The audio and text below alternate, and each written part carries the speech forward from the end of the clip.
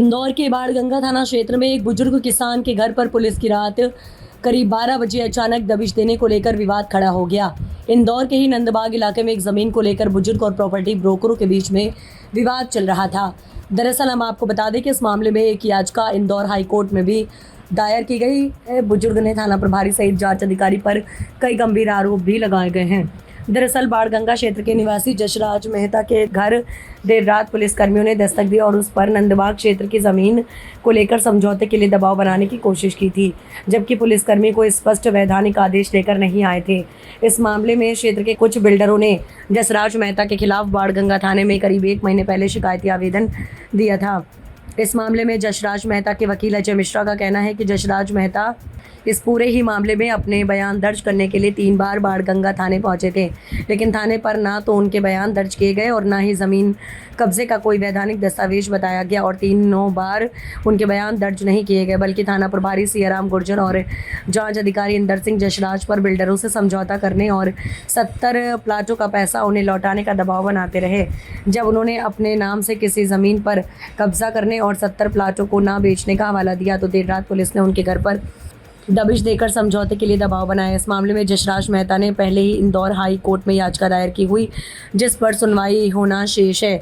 वहीं इस मामले में बाणगंगा थाना क्षेत्र के एडिशनल डीसीपी रामसनेही मिश्रा का कहना है कि देर रात पुलिसकर्मियों द्वारा जसराज मेहता के घर पहुंचकर जांच किए जाने की बात सामने आई है।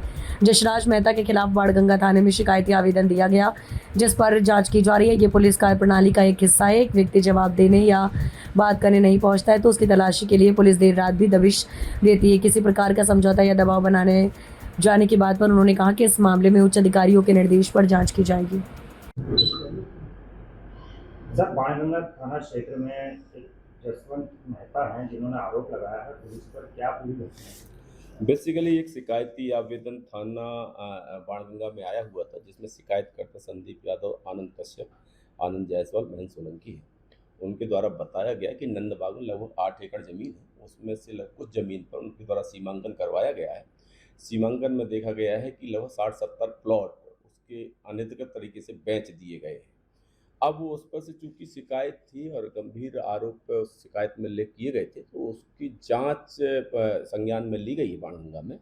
शेष जो आरोप प्रत्यारोप लगाए जा रहे हैं उनका भी परीक्षण किया जा रहा है। चूंकि शिकायत गंभीर थी और उसमें ऐसे कुछ तथ्य भी दिए गए थे, तो उन तथ्यों की पुष्टि की जा रही है और बताया भी गया है, निर्देशित किया गया थाना को कि सीनियर लेवल पे इसकी जांच की जाए, क्योंकि शिकायतें हो रही हैं। तो थाना प्रभारी इसको स्वयं ही परीक्षण कर रहे हैं। सर, इस मामले में थाना प्रभारी और जो जांच के अधिकारी हैं इन पर भी जसवंत ने आरोप लगाए हैं और हाईकोर्ट में याचिका भी दायर की है। हाँ, अब वो सभी फ्रंट खुले हुए हैं, जो भी आवेदक अनावेदक पक्ष है। शायद आवेदक पक्ष के द्वारा भी एसडीएम कोर्ट में लगाया गया, सीमांकन भी करवाया गया है।